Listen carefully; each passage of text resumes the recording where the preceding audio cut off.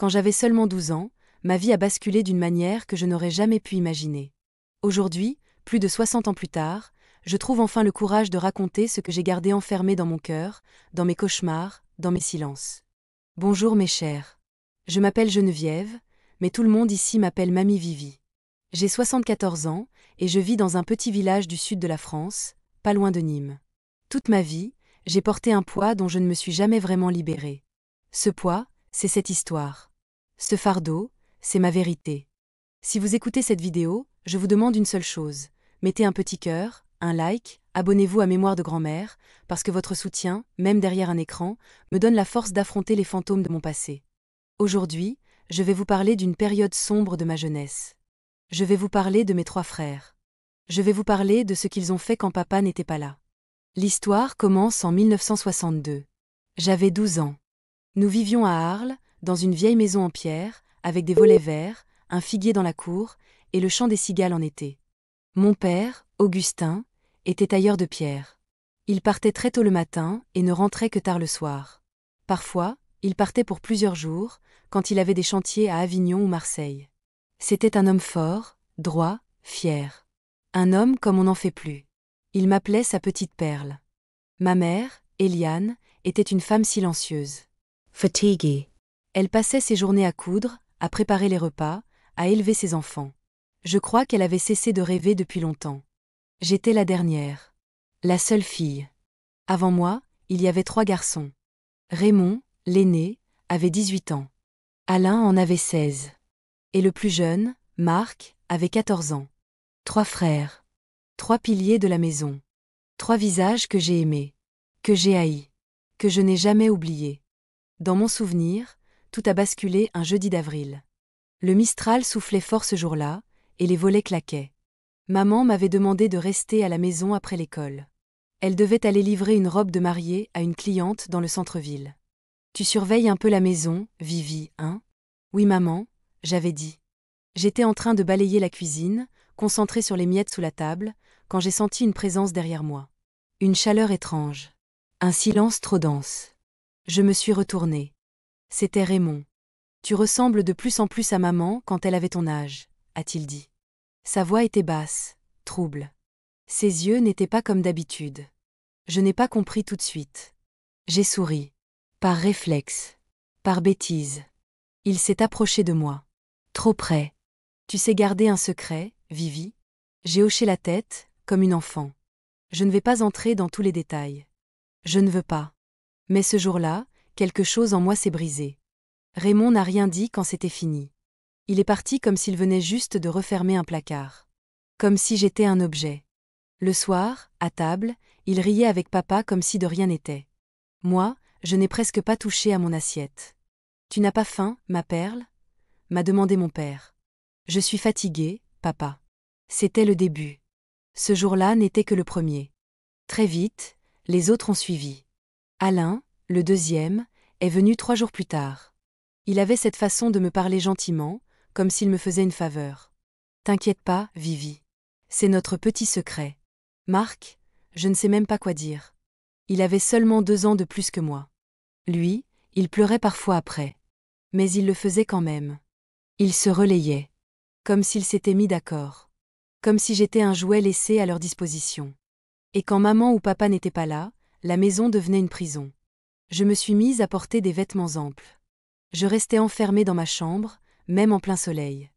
J'avais peur de la moindre porte qui s'ouvrait. Je n'osais plus rire, plus parler. À l'école, mes notes ont chuté. Moi qui aimais les livres, j'avais du mal à me concentrer sur une phrase. Mes camarades ont commencé à m'éviter. Elle est bizarre, Geneviève, j'ai entendu un jour dans la cour. Ils ne savaient pas. Personne ne savait. Sauf mes frères. Eux, ils savaient tout. Et ils me répétaient toujours la même chose. Si tu parles, personne te croira. Tu veux que papa ait une crise. Tu veux que maman pleure toute la journée. Et je me taisais. Chaque jour un peu plus. Je m'éteignais. Il y avait une armoire dans ma chambre, une vieille chose en bois sombre que mon grand-père avait construite de ses propres mains. Quand j'étais toute petite, je m'y cachais pour jouer. Après le mois d'avril 1962, je m'y cachais pour survivre. Parfois, je restais enfermée là-dedans pendant des heures, écoutant leurs pas dans le couloir, retenant ma respiration. J'avais peur qu'ils ouvrent la porte. J'avais peur qu'ils ne l'ouvrent pas. Peur de tout. Ma mère ne comprenait pas ce qui m'arrivait. Ou peut-être qu'elle ne voulait pas comprendre. Tu n'es plus joyeuse, ma Vivi. Qu'est-ce qu'il y a, ma chérie? Rien, maman. Je suis juste fatiguée. Toujours fatiguée. C'était la seule réponse que je savais donner. Le pire, c'est que mes frères avaient préparé leurs mensonges aussi bien que leurs gestes. Ils disaient à ma mère que je devenais étrange. Que je regardais les garçons dehors. Que j'étais en train de mal tourner. Tu fais attention à qui tu fréquentes, hein, Geneviève? M'a dit ma mère un soir.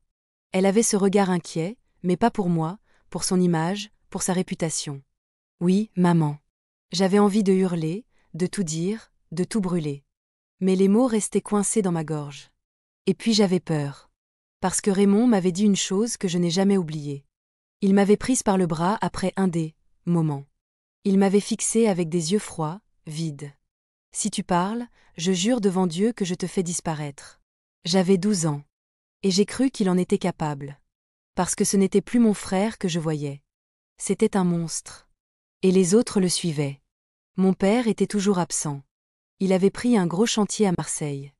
Il partait pour 10 jours d'affilée. Maman disait que c'était bien, que ça rapportait plus d'argent. Pour moi, c'était 10 jours en enfer. Les journées se confondaient. Je n'avais plus la notion du temps. Je comptais les heures jusqu'à ce que maman rentre, comme une prisonnière compte les minutes avant qu'un garde ne passe. Je guettais chaque bruit.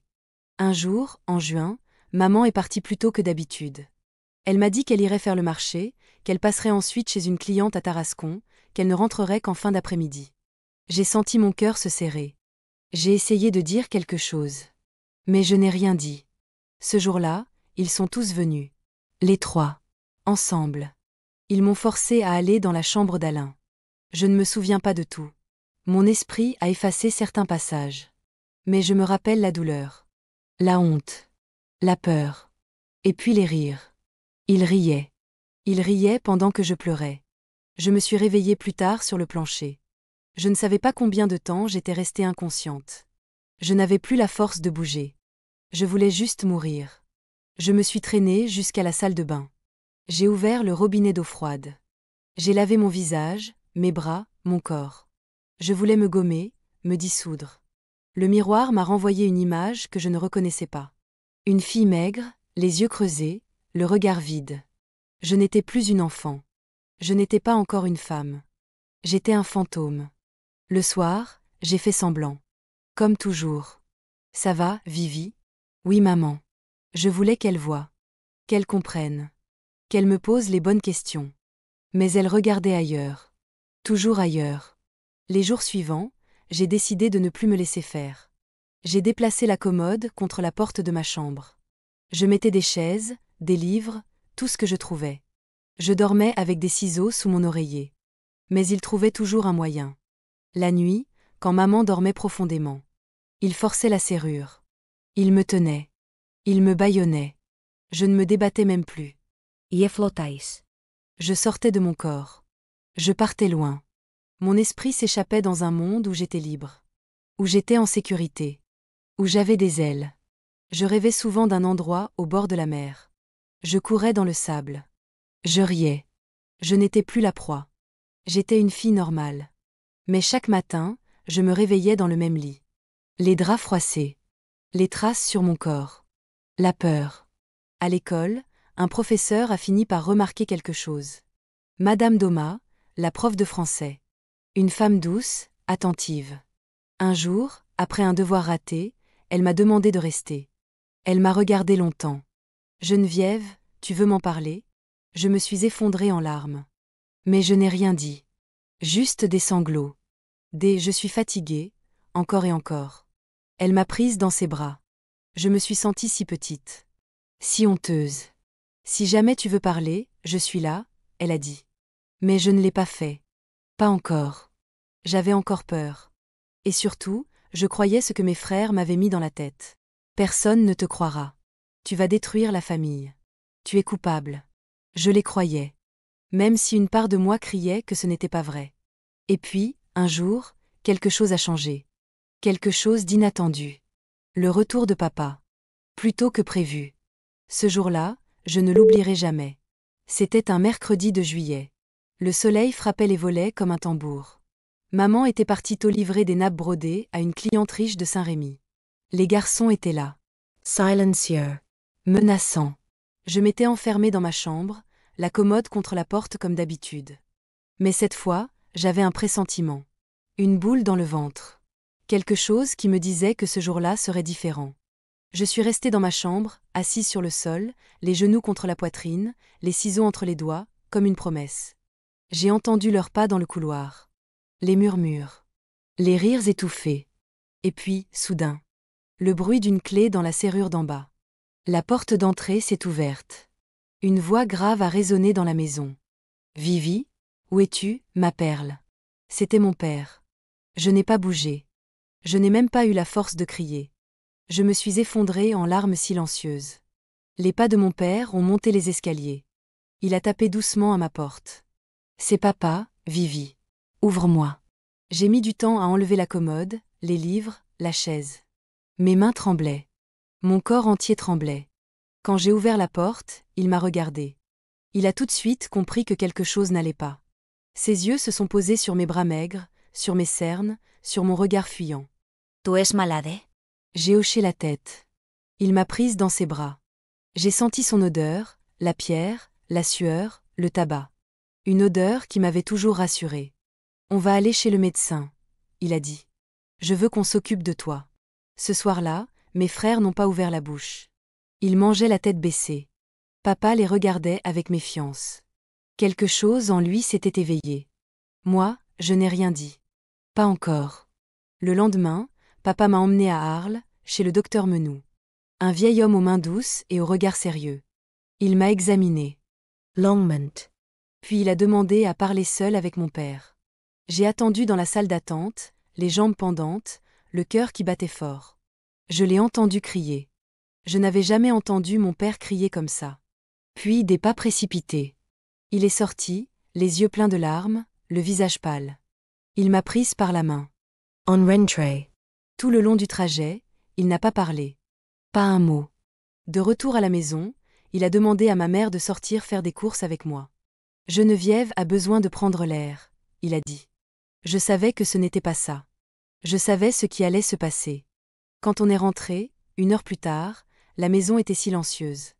Étrangement silencieuse. Papa était dans le salon. Il avait vidé le tiroir à couvert sur la table. Ses mains tremblaient. Il a regardé maman. Puis moi. Puis les garçons. Je sais, a-t-il dit. Un silence. Glaçant. Raymond a ouvert la bouche, mais papa l'a interrompu. Taisez-vous. Tous les trois. Moi, je ne respirais plus. Je me tenais derrière maman, figée. Papa a sorti un dossier médical. Il l'a jeté sur la table. Vous savez ce que c'est ? Ce sont les résultats de l'examen de votre sœur. Il y a des blessures. Internes. Recents. Anciennes. Répétées. Ma mère a pâli. Raymond a serré les poings. Alain a baissé les yeux. Marc a reculé d'un pas.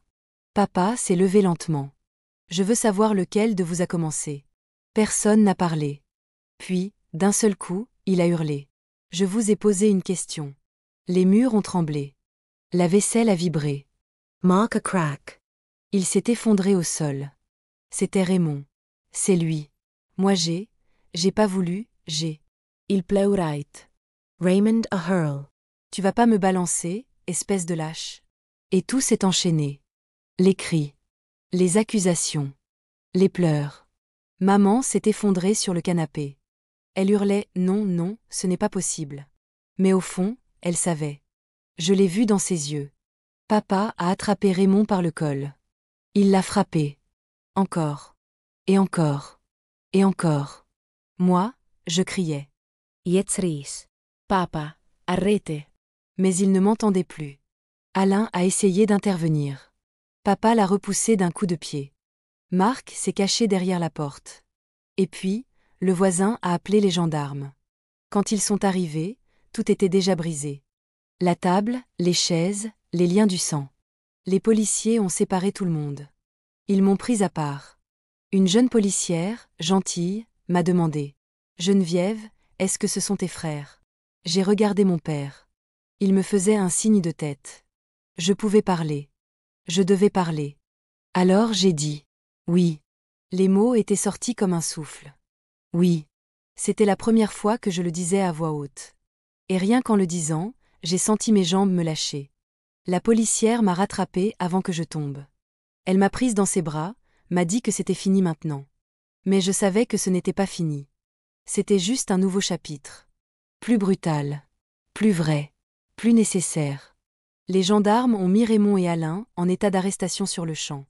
Ils leur ont passé les menottes sous les yeux de papa, de maman, de moi. Raymond hurlait que c'était faux. Alain ne disait rien. Il avait ce regard vide, ce regard de ceux qui savent qu'ils ont perdu. Marc, lui, n'a pas été menotté tout de suite. Il pleurait tellement qu'il n'arrivait même plus à parler. Il disait seulement « Je suis désolé, Vivi, je suis désolé ». Je ne pouvais pas le regarder. Les voisins étaient sortis. Certains regardaient depuis leurs fenêtres. D'autres étaient sur le trottoir, les bras croisés, murmurant. La honte, déjà, s'installait sur notre maison.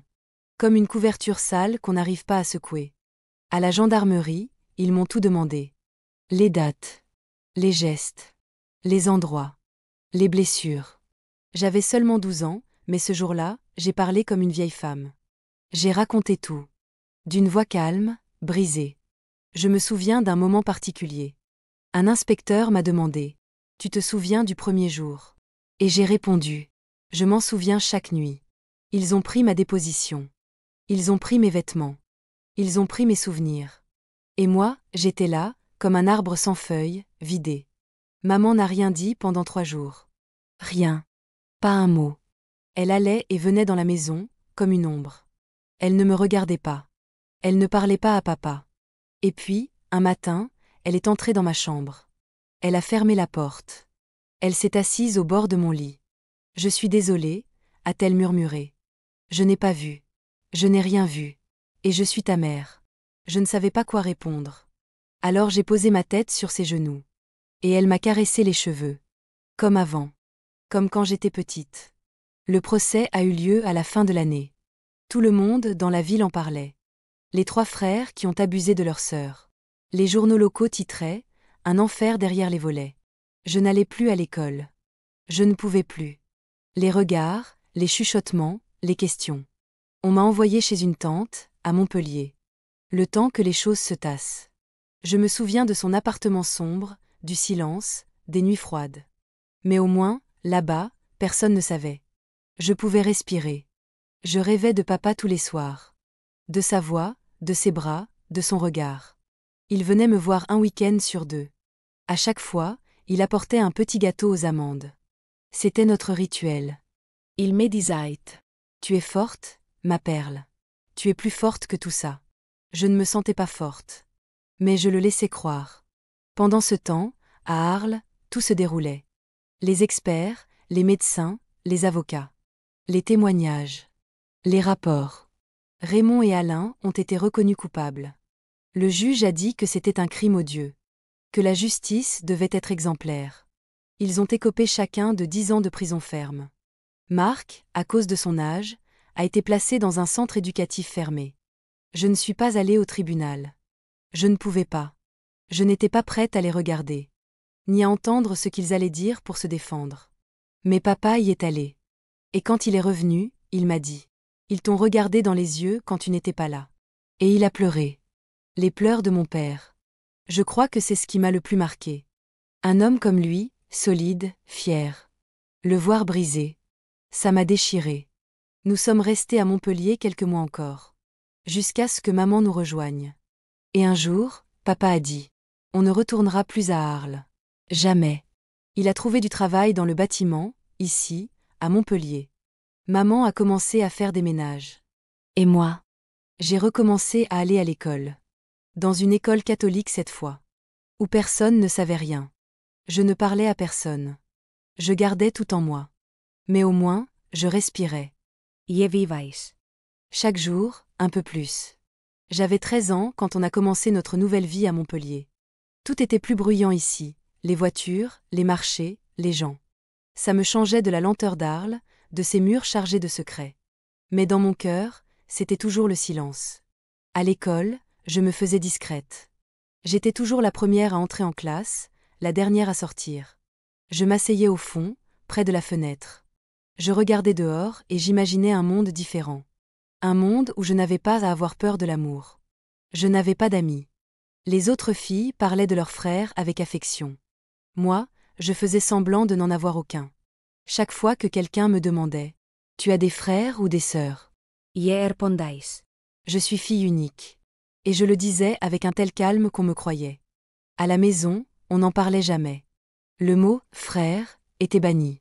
Comme s'il n'avait jamais existé. Et quelque part, c'était mieux ainsi. Mon père travaillait dur. Il rentrait tous les soirs avec le dos voûté, les mains couvertes de ciment. Mais il ne se plaignait jamais. Il venait dans ma chambre après le dîner, s'asseyait sur le bord du lit. « Ça va l'école ?» Je répondais « oui », même quand ce n'était pas vrai. Parce que je ne voulais plus le voir pleurer. Maman, elle, avait changé. Elle n'était plus la femme distraite et silencieuse que je connaissais. Elle était devenue nerveuse, surprotectrice, toujours inquiète. Chaque fois que je sortais, même juste pour acheter du pain, elle me disait « Sois prudent. » comme si le danger pouvait surgir de n'importe où.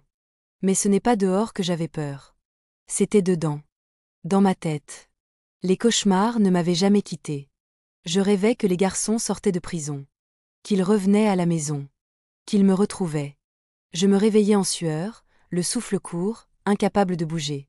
Parfois, je restais assise dans mon lit jusqu'au lever du soleil. Regardant les ombres bouger sur le mur. Me rappelant que j'étais encore vivante. Encore là.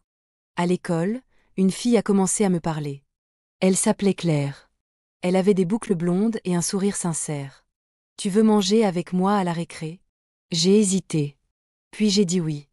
Ce fut le début d'une amitié silencieuse. Elle ne posait pas de questions. Et moi, je n'en donnais pas de réponse. Mais elle m'attendait chaque matin devant la grille.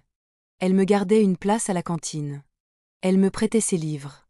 Elle m'a même offert un petit cahier, avec une couverture en tissu fleuri. Écrit dedans, elle a dit « Ce que tu veux, ce que tu ressens ». Alors j'ai commencé à écrire. Pas tout. Pas encore. Mais des morceaux. Des douleurs. Des pensées. Ce cahier est devenu mon confident. Le seul à qui je pouvais tout dire sans avoir peur. Je l'ai encore, d'ailleurs. Jauni par le temps. Usé sur les bords. Mais précieux.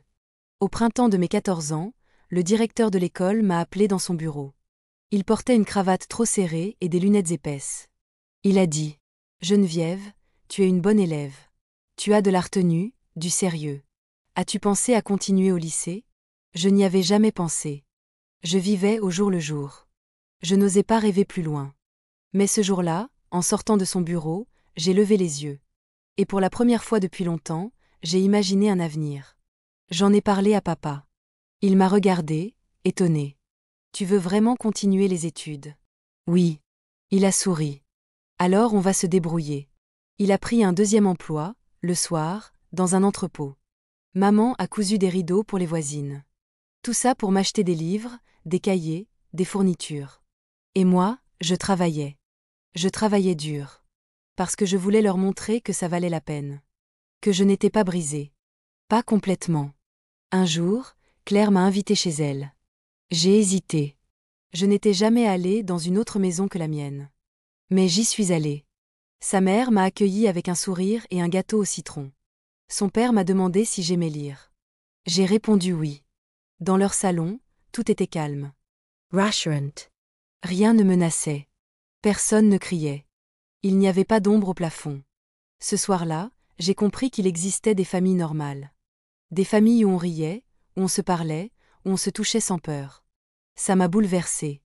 Et ça m'a donné envie. Envie d'avoir ça un jour. Pas une vengeance. Une réparation. À partir de ce jour chez Claire, quelque chose a changé en moi. Une envie silencieuse a commencé à grandir. Pas de vengeance. Pas de revanche. Une envie de construire autre chose. D'avoir une vie qui n'était pas seulement une réaction à la douleur. J'ai continué mes études avec acharnement. Chaque page que je lisais, chaque devoir que je rendais, c'était comme poser une brique de plus sur les ruines de mon enfance. Et ces ruines, je voulais en faire une maison. Une vraie.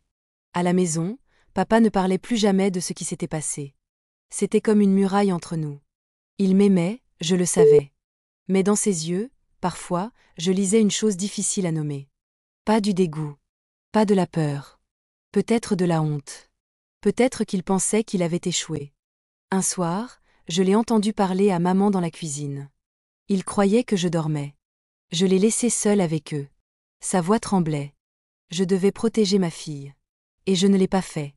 Maman a répondu. Et moi? Je vivais dans la même maison, Augustin. Je les regardais tous les jours. Et je n'ai rien vu. Ils ont pleuré ensemble. De l'autre côté du mur, moi aussi. En 1966, j'ai eu 16 ans. J'ai été acceptée dans un lycée à Nîmes. C'était une grande nouvelle. Mais cela voulait dire partir. Vivre à l'internat. Loin de chez moi. Loin de papa, de maman. J'avais peur. Mais j'ai dit oui. Parce que je savais que si je voulais devenir quelqu'un, je devais apprendre à être seule. Le jour du départ, maman m'a donné une boîte en fer blanc. C'est le chapelet de ta grand-mère, et 2 lettres que j'ai écrites. Une pour toi, une pour plus tard. Je ne les ai pas lues tout de suite. Je les ai gardées comme un talisman. Au lycée, tout était nouveau. Les dortoirs, les couloirs, les surveillants. Les autres filles parlaient fort, riaient de tout. Moi, j'étais discrète. Je restais dans la bibliothèque pendant les pauses. Je me réfugiais dans les livres. Les histoires me tenaient la main. Elles me rappelaient que le monde pouvait être vaste, surprenant, même beau. Et puis un jour, j'ai rencontré Hélène. Elle aussi aimait le silence. Elle venait d'une famille de militaires. On s'est tout de suite comprises, sans trop parler. On étudiait ensemble. On mangeait ensemble. On partageait des secrets, mais pas tous. Je ne lui ai pas parlé de mon passé. Pas encore. Mais avec elle, je ne me sentais pas sale.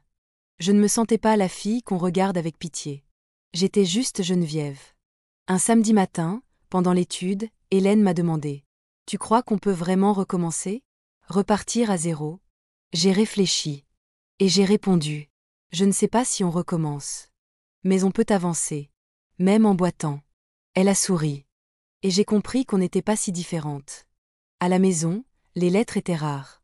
Papa écrivait de courts mots. « On pense à toi. » Maman a fait ton gâteau préféré. Maman écrivait plus. Elle parlait du jardin, de la pluie, des nouvelles du quartier. Et à chaque fin de lettre, elle écrivait : « Je suis fière de toi. Tu es mon espoir. » Je les relisais encore et encore. Elles étaient mon ancrage. Mes racines. À Noël 1966, je suis rentrée pour les vacances. Quand j'ai franchi le seuil de la maison, papa a pleuré. Maman avait décoré la table avec une nappe brodée. Ils m'ont préparé mon plat préféré, gratin dauphinois et clafoutis. Pendant le repas, on riait. Vraiment. Pas un rire de façade. Un rire libéré. Et pour la première fois, j'ai senti quelque chose que je croyais perdu. La chaleur d'un foyer. Après le repas, papa m'a prise à part. Il m'a tendu une enveloppe. Dessus, il avait écrit : « À ouvrir quand tu seras prête. » Je l'ai gardée pendant des semaines. Et un soir, dans le dortoir silencieux du lycée, je l'ai ouverte. C'était une lettre. Écrite de sa main. Ma Genevieve. Il n'y a pas un jour où je ne pense pas à ce que tu as enduré. Tu es plus forte que je ne le serai jamais. Je t'aime. Et je te promets que je passerai le reste de ma vie à mériter ton pardon. Ton père. Augustin. Je me suis endormie ce soir-là en tenant la lettre contre moi. Les larmes coulaient, mais c'étaient des larmes différentes. Des larmes de reconnaissance. Je savais que le chemin serait encore long. Mais j'avais un point d'appui. Mon père m'aimait. Ma mère m'aimait. Et moi, j'apprenais à m'aimer aussi. L'année de mes 17 ans, j'ai passé le bac. Et je l'ai eu. Mention bien. Quand la nouvelle est arrivée, papa a sorti une bouteille de vin qu'il gardait pour les grandes occasions. Maman a fait un gâteau aux figues du jardin. Ils m'ont serré dans leurs bras. Notre fille est une battante, a dit papa. Et dans ses yeux, il y avait de la fierté, pas de peine. Cette victoire, elle valait plus que des notes. Elle signifiait que j'avais franchi un cap. Je n'étais plus seulement une survivante.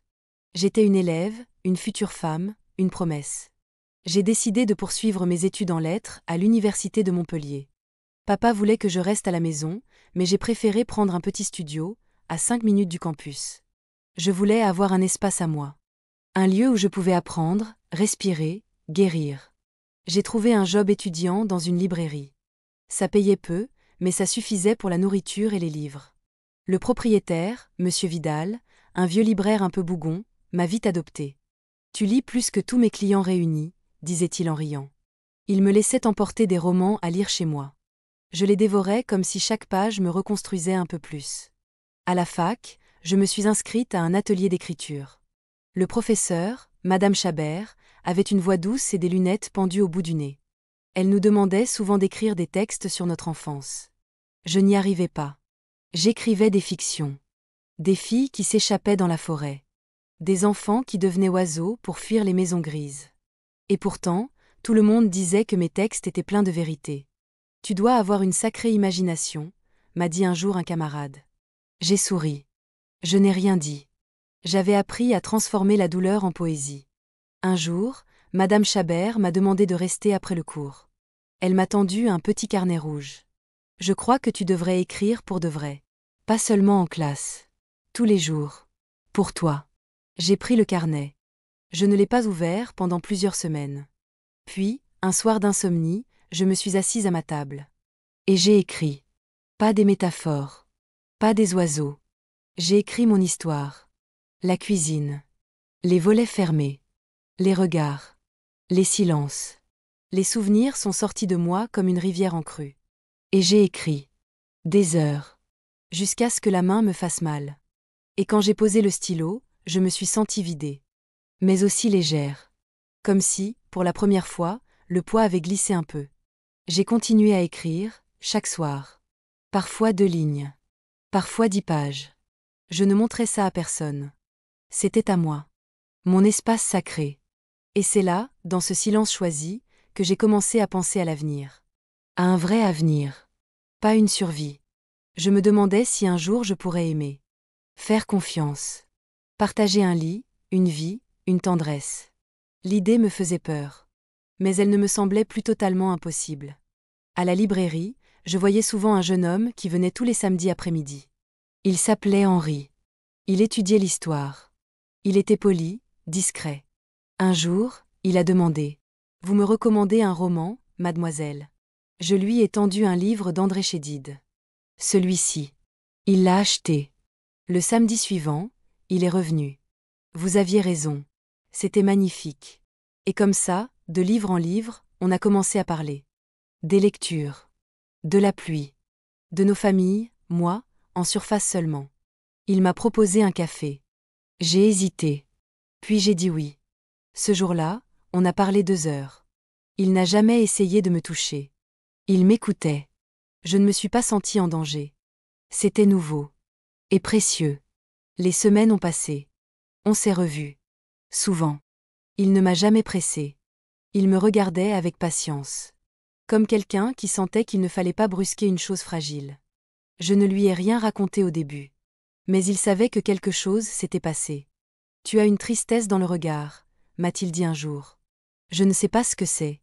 Mais je veux apprendre à l'apprivoiser, si tu me la laisses. Ces mots. Je ne les ai jamais oubliés. Ce n'était pas de la pitié. C'était une promesse.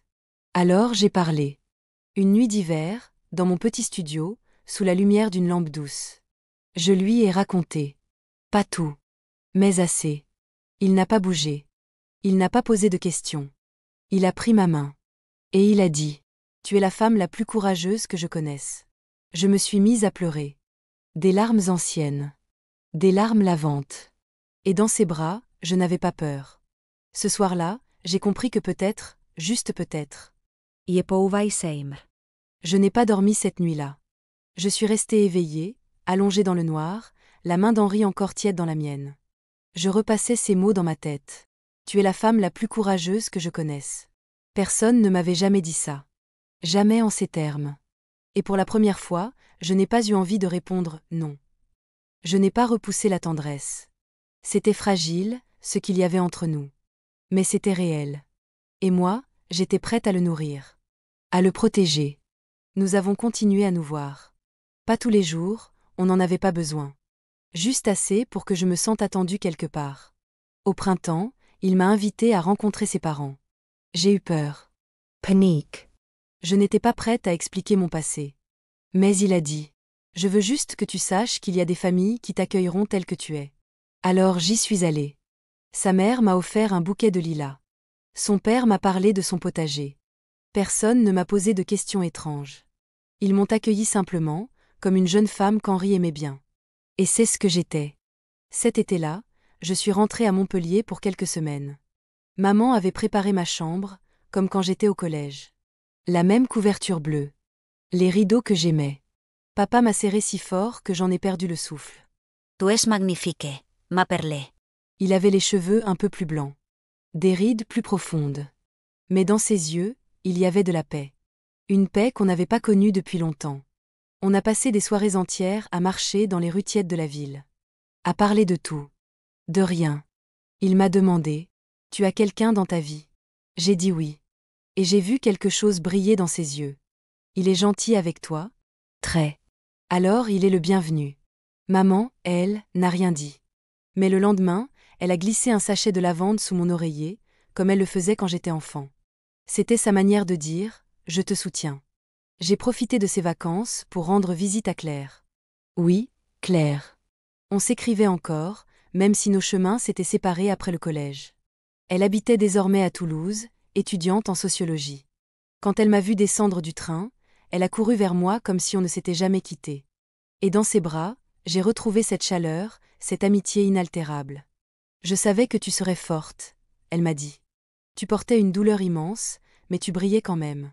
On a parlé pendant des heures dans un petit café près du canal. Je lui ai raconté pour Henri. Pour mes études. Et puis, presque sans y penser, je lui ai raconté tout le reste. Le passé. Mes frères. Les nuits. Elle n'a pas pleuré. Elle n'a pas dit mon Dieu. Elle m'a juste écouté, les yeux dans les miens. Puis elle a tendu la main et m'a dit « Merci de me faire confiance ». Ces simples mots m'ont ému plus que je ne saurais le dire. Parce que je savais qu'elle ne me regardait pas différemment. À mon retour à Montpellier, j'ai retrouvé Henri et mon quotidien. Mais quelque chose avait changé en moi. Je n'étais plus seulement en train de guérir. J'étais en train de vivre. À la fac, j'ai terminé ma licence avec mention. J'ai décidé de passer le concours pour devenir professeur de français au collège. Je voulais transmettre. Je voulais parler aux enfants, aux jeunes, leur dire qu'il y avait un monde au-delà de la douleur. Qu'on pouvait toujours reconstruire. Henri m'a accompagné à chaque étape. Il m'a fait réciter mes leçons à haute voix. Il m'a préparé du café pendant mes révisions. Et le jour des résultats, quand j'ai vu mon nom affiché sur la liste des admis, j'ai pleuré comme une enfant. Il m'a prise dans ses bras et m'a dit « Je suis si fière de toi. Et je t'aime. » C'était la première fois qu'il le disait. Et j'ai su que je l'aimais aussi. Ce soir-là, je l'ai regardé droit dans les yeux et j'ai dit « Moi aussi. Je t'aime. » Ce ne sont que 3 mots. Mais venant de moi, ils étaient un pont jeté au-dessus d'un gouffre. Un miracle. Quelques mois plus tard, il m'a demandé en mariage. Pas avec une bague. Avec un carnet. Je veux qu'on écrive notre propre histoire. Toi et moi. Sans ombre. Sans secret. J'ai dit oui. Avec des larmes. Avec le cœur. On s'est mariés un matin de juin 1971. Pas de grande cérémonie, pas de robe extravagante. Juste nous, nos proches, et quelques amis chers. Maman avait brodé un mouchoir pour moi. Papa avait mis son plus beau costume, celui qu'il portait au mariage de sa sœur. Il m'a conduite jusqu'à Henri, les mains tremblantes. « Prends soin d'elle », il a murmuré. Et dans ses yeux, il n'y avait plus de peur. Juste une immense tendresse. Le maire a prononcé nos noms. Nous avons dit « oui » d'une seule voix. Et quand Henri a glissé l'alliance à mon doigt, je me suis dit « Je suis vivante. Je suis entière. » On a emménagé dans un petit appartement près de Sète, pas loin de la mer. J'avais été nommée professeur dans un collège public. Henri, lui, travaillait dans un centre culturel. On avait peu d'argent, mais beaucoup d'espoir. Le soir, on cuisinait ensemble. On lisait dans le canapé. On s'endormait sans peur, sans fantôme entre nous. Les premières nuits n'ont pas été faciles. Je faisais encore des cauchemars. Je me réveillais en sursaut, le cœur en vrac. Henri ne disait rien. Il allumait la petite lampe de chevet. Il prenait ma main. Il attendait que je me rendorme. Jamais il ne m'a forcé à parler. Jamais il ne m'a jugé. Il savait que la confiance, la vraie, se construit lentement, comme une maison sans plan. En 1973, je suis tombée enceinte. Je n'arrivais pas à y croire. On m'avait dit que ce serait peut-être difficile à cause des blessures. Et pourtant, ce petit cœur battait en moi. Quand je l'ai annoncé à Henri, il a pleuré. Il s'est mis à genoux devant mon ventre. Merci, il a dit. Merci de me faire ce cadeau. La grossesse n'a pas été simple. J'avais peur. De ne pas être une bonne mère. De ne pas savoir protéger. De transmettre ma douleur. Je lisais tous les livres possibles sur la maternité. J'assistais aux cours de préparation avec acharnement. Maman m'appelait chaque semaine. Papa aussi. Et puis, un soir de février 1974, pendant une pluie battante, Émilie est née. Une petite fille, minuscule, avec les cheveux foncés et les poings serrés. Quand l'infirmière me l'a posée sur la poitrine, j'ai éclaté en sanglots. Des sanglots que je n'avais jamais versés. Des sanglots d'une mère qui regarde l'avenir. Henri tenait ma main. Il pleurait aussi. Elle est parfaite, il a dit. Émilie a tout changé. Pas d'un coup. Pas magiquement. Mais doucement, comme une lumière dans une pièce longtemps fermée. Je me levais la nuit pour la nourrir. Je lui chantais des berceuses que ma mère me chantait, avant. Je sentais en moi un instinct que je croyais abîmé. Et pourtant, il était là. Intact. Je n'étais pas une victime. J'étais une mère. Quand elle a prononcé son premier mot, maman, j'ai pleuré encore. Mais cette fois, c'était de joie pure. Les années ont passé. Émilie a grandi. Elle avait les yeux d'Henri, mais mon tempérament. Vive. Curious. Têtue. Je lui ai appris à lire avec les mêmes livres que j'ai mes enfants. Elle s'endormait souvent avec ses pieds contre les miens, comme pour me dire « Je suis là ». Je n'ai jamais caché à Henri quand la douleur revenait. Parfois, sans prévenir. Un bruit. Une odeur. Une scène dans un film. Et tout revenait. Il m'aidait à respirer. À revenir au présent. Tu es ici, il disait. Tu es en sécurité. Je n'ai jamais raconté les détails à Émilie. Pas quand elle était enfant. Pas quand elle était adolescente. Je voulais qu'elle grandisse libre. Sans ce poids. Mais un jour, quand elle avait 20 ans, elle m'a regardé droit dans les yeux et m'a dit « Maman, qu'est-ce que tu as vécu ?» Je suis restée silencieuse. Elle a posé sa main sur la mienne. Je sens qu'il y a quelque chose de lourd. Et je veux comprendre. Si tu veux. Alors je lui ai parlé. Avec des mots simples. Sans tout dire. Mais en disant l'essentiel. Elle a pleuré. Longtemps. Puis elle m'a prise dans ses bras et a dit « Je ne t'ai jamais autant admirée qu'aujourd'hui. » Je savais que je pouvais lui faire confiance. Et elle aussi. Dans les années qui ont suivi, j'ai eu 2 autres enfants. Louis, en 1978. Et Sophie, en 1981. Notre famille s'est agrandie. Chaque naissance était une victoire. Chaque anniversaire, une célébration de la vie. Nous avons déménagé dans une maison avec un jardin. Les enfants jouaient sous les oliviers. Henri peignait le dimanche. Moi, j'écrivais. Toujours. Dans mes carnets. Dans mes lettres. Dans mes silences. Et un jour, j'ai compris que je n'avais plus honte. Que je n'étais plus coupable. Ce qu'il m'avait volé, je l'avais reconstruit. À ma manière. À mon rythme. Et j'étais debout. Les années 80 ont été des années lumineuses. Pleines de rires, de premiers pas, de fêtes d'école, de dessins d'enfants accrochés sur le frigo. Dans cette maison pleine de cris et de miettes de gâteau, j'ai enfin appris à respirer sans douleur. Chaque matin, je préparais les tartines pendant qu'Henri préparait le café. Les enfants descendaient en pyjama, les cheveux en bataille. Et moi, je les regardais comme une femme regarde un rêve qu'elle n'aurait jamais cru possible. Je n'ai jamais cessé d'avoir peur que le passé revienne. Pas en vrai, mais dans ma tête. Parfois, un visage ressemblant à celui de Raymond dans une rue. Une voix grave derrière moi dans une file d'attente. Je savais que Raymond et Alain étaient sortis de prison depuis longtemps. Je savais que Marc vivait à l'étranger.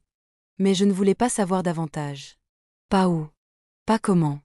Je voulais qu'il reste mort pour moi. Et c'était le cas.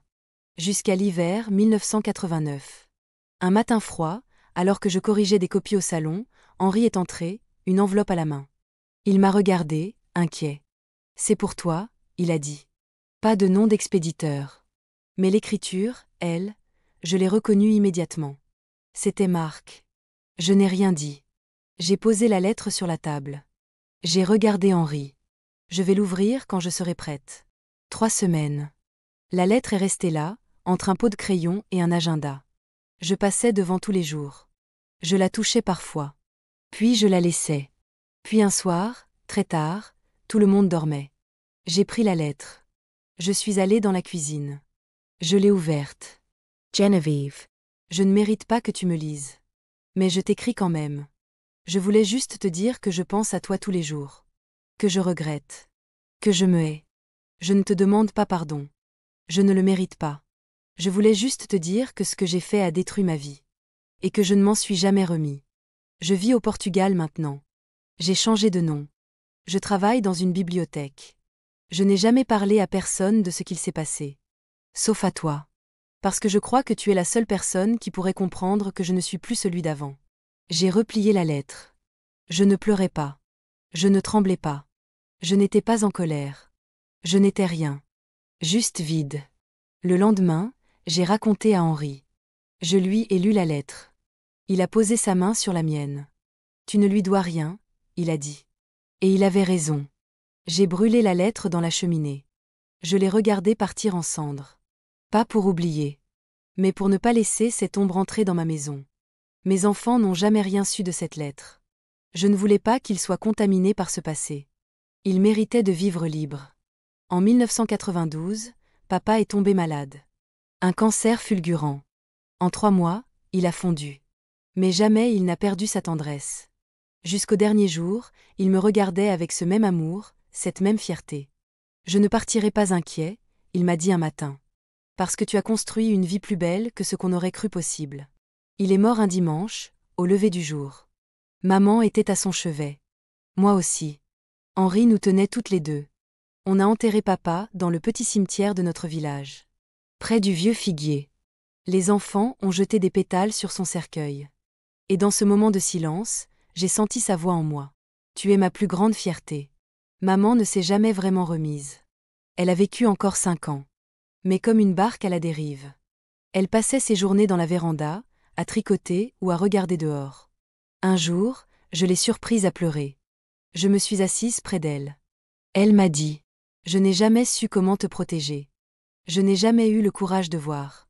Mais je t'ai toujours aimée, Geneviève. » Je l'ai prise dans mes bras. Et pour la première fois depuis mon adolescence, j'ai senti entre nous une paix. Imparfaite, mais réelle. Quand elle est partie, en 1997, je n'ai pas pleuré comme pour papa. Je savais qu'elle allait le retrouver. Et j'ai compris que leur histoire à eux, malgré la douleur, avait aussi été une histoire d'amour. Mes enfants ont grandi. Émilie est devenue infirmière. Louis, musician. Sophie, professeure, comme moi. Chacun d'eux porte en lui une force que je leur ai vue naître dès leur premier cri. Une force différente de la mienne. Pas une force née de la douleur, mais de l'amour. Je les ai protégés comme j'aurais voulu qu'on me protège. J'ai été là, toujours, pour leurs questions, leurs silences, leurs peurs. J'ai écrit beaucoup. Toujours dans mes carnets. Des poèmes, des souvenirs, des histoires inventées. Je ne publiais pas. Je gardais tout pour moi. Jusqu'au jour où Sophie, en rangeant la cave, est tombée sur un vieux carnet. « Maman, tu as écrit tout ça. » J'ai rougi. C'était pour moi. Mais tu devrais le partager. Je n'étais pas prête. Pas encore. Mais l'idée avait germé. Et un jour, bien plus tard, je me suis dit. Peut-être que si je raconte, quelqu'un, quelque part, se sentira moins seul. C'est Sophie qui m'a ouvert la porte vers ce que je fais aujourd'hui. Elle m'a dit. Maman, tu as traversé l'enfer, et tu as survécu. Tu t'es relevée. Il y a des femmes qui ont besoin d'entendre ça. Je lui ai répondu. Je ne veux pas être une martyre. Elle m'a regardée, et m'a dit très doucement. Tu n'es pas une martyre. Tu es une lumière. Ces mots m'ont poursuivi. Ils se sont glissés dans mes pensées pendant des semaines. Je continuais ma vie, mes promenades, mes petits-enfants, mes lectures. Mais quelque chose avait changé. Je sentais qu'il était peut-être temps. Que je pouvais enfin reprendre la parole, mais cette fois, non pas pour moi seule, mais pour celles qui ne l'ont jamais pu. J'ai ressorti tous mes carnets. Des dizaines. Certains avec des taches de thé, d'autres avec des coins rongés par le temps. J'ai relu tout. Et j'ai pleuré. Pas de douleur. De gratitude. Parce que j'étais toujours là. J'ai commencé à écrire mon histoire comme un vrai récit. Pas des fragments. Pas des métaphores. Juste la vérité, simple, nue, honnête. Henri, bien sûr, a tout lu. Chaque mot. Chaque ligne. Il m'a regardé, une larme sur la joue, et m'a dit. Il y a plus de courage dans ces pages que dans toute une armée. Un jour, lors d'un déjeuner familial, j'ai demandé. Et si je racontais mon histoire publiquement? Le silence s'est installé. Mes enfants m'ont regardé. Puis Émilie a murmuré. Tu es sûre, maman? Tu veux vraiment t'exposer à ça? Je ne veux pas m'exposer. Je veux transmettre. Je veux que ma douleur serve à quelque chose. Louis, le plus sensible, s'est levé. Il m'a pris la main. Alors fais-le. On est avec toi. Sophie a souri, les yeux humides. Tu nous as élevés avec tant de force. C'est à notre tour de te soutenir. Alors je me suis lancée. J'ai commencé par partager mon histoire à voix haute, dans un petit cercle de femmes survivantes de violences. La première fois, ma voix tremblait. Mes mains aussi. Mais à la fin, elles se sont levées, une à une. Elles m'ont serrée dans leurs bras. Et elles ont dit « Merci ». J'ai compris à ce moment-là que je n'étais plus seule. Et que je ne l'avais jamais été.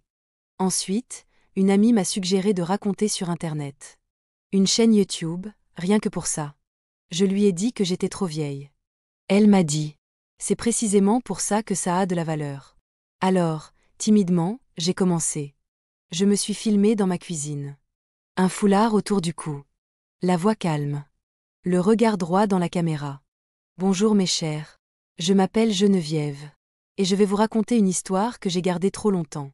Je n'ai pas crié. Je n'ai pas accusé. J'ai juste raconté. Et à ma grande surprise, des centaines de femmes ont commenté. Puis des milliers. Merci, mamie Vivi. Je me suis reconnue dans vos mots. Vous m'avez donné la force de parler à ma fille. Chaque message était une étincelle. Chaque commentaire était une main tendue. Henri venait parfois s'asseoir derrière la caméra. Il ne disait rien. Mais sa présence m'enveloppait. Mes petits-enfants m'ont demandé un jour. « Mamie, pourquoi tu racontes tout ça ?» Je leur ai répondu. Pour que vous sachiez que les blessures ne définissent pas une vie. Qu'on peut tomber, et se relever. Et que c'est dans l'amour qu'on trouve notre force. Je leur ai toujours dit la vérité. Adaptée à leur âge. Mais jamais cachée. Ils savent que leur mamie a été abîmée. Mais ils savent surtout qu'elle s'est réparée. Aujourd'hui, je reçois des lettres de femmes de tous âges. Certaines très jeunes. D'autres plus âgées que moi. Elles me confient leur douleur, leur honte, leur silence. Et je leur réponds. Toujours. Même si c'est court. Même si c'est juste. Je vous crois. Vous êtes forte. Vous méritez la paix. Je n'ai jamais pardonné à mes frères. Je ne le pouvais pas. Mais j'ai cessé de les laisser occuper ma vie. Je leur ai retiré le pouvoir de me faire du mal. Je n'ai jamais revu Raymond. On m'a dit qu'il était mort en 1998, dans un accident de voiture. Je n'ai rien ressenti. Je n'ai jamais répondu à Alain, qui a tenté de m'écrire en 2005.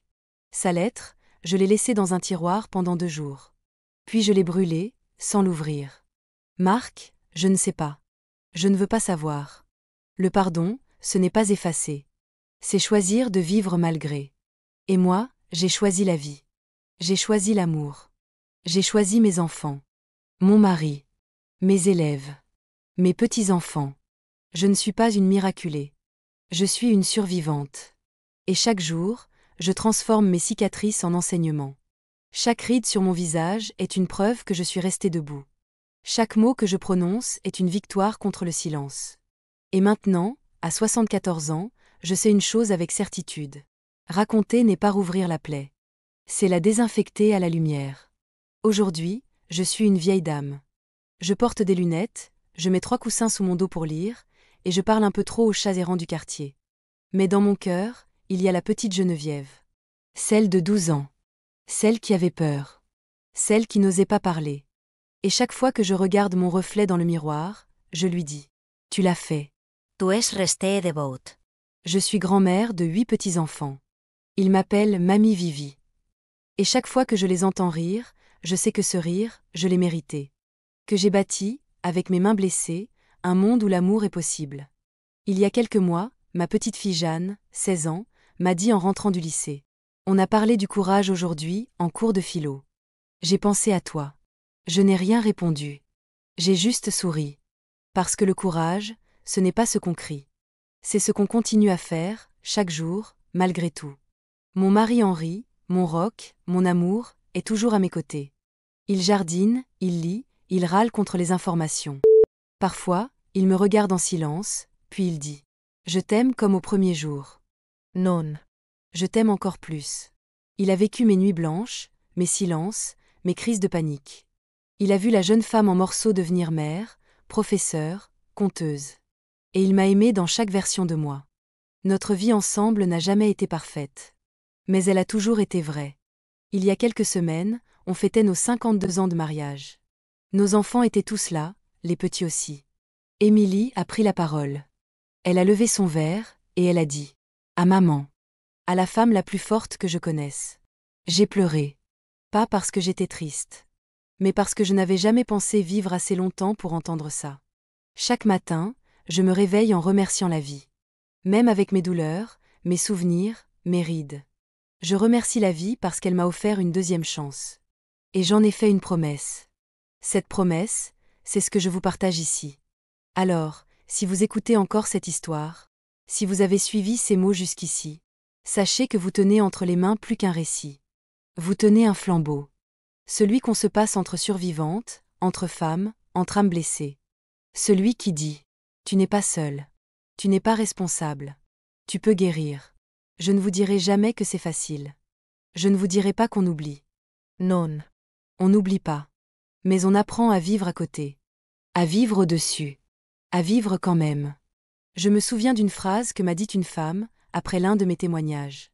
Elle m'a prise dans ses bras et m'a soufflé. « Vous m'avez redonné envie de respirer. » Et ça, c'est la plus grande victoire de ma vie. Alors aujourd'hui, je vous le dis, à vous qui écoutez, à vous qui doutez, à vous qui pleurez peut-être derrière un écran. Vous êtes plus forte que vous ne le croyez. Votre douleur ne vous définit pas. Votre silence n'est pas une honte. Et votre voix, quand vous serez prête à la faire entendre, sera un baume pour d'autres. Comme la mienne l'a été pour vous. Aujourd'hui, je vis simplement. Je cuisine. Je lis. Je raconte des histoires sur ma chaîne Mémoire de grand-mère. Je reçois des lettres du monde entier. D'Algérie, du Québec, de la Réunion, de Bretagne, du Maroc. Toutes me disent la même chose. Merci d'avoir parlé. Alors moi aussi, je vous remercie. Parce que c'est grâce à vous que je continue. Vous me donnez une raison d'ouvrir ce vieux carnet chaque matin. De rayumer la camera. Je suis peut-être vieille. Mais je suis vivante. Et tant que je pourrai, je parlerai. Je parlerai pour les petites filles qui n'ont pas pu crier. Je parlerai pour les mères qui n'ont pas su voir. Je parlerai pour celles qui ont survécu en silence. Et je parlerai aussi pour moi. Pour la Geneviève de 12 ans. Qui, un jour, dans une cuisine, a cru que sa vie était finie. Alors que ce n'était que le début. Mes chers, merci d'avoir écouté mon histoire. Merci d'avoir porté mes mots. Merci de m'avoir accompagné dans ce voyage. Si vous êtes arrivés jusqu'ici, je vous demande une dernière chose. Mettez un petit cœur à cette vidéo. Abonnez-vous à la chaîne. Et surtout, laissez en commentaire d'où vous m'écoutez. De Normandie, de Provence, du Cameroun, du Luxembourg, de Paris ou d'ailleurs. Je veux tous vous connaître. Parce qu'ensemble, on est plus fort. Et parce que les histoires comme la mienne ne doivent plus jamais être des secrets. Je vous embrasse fort, avec tout l'amour d'une grand-mère. À très bientôt. Mamie Vivi.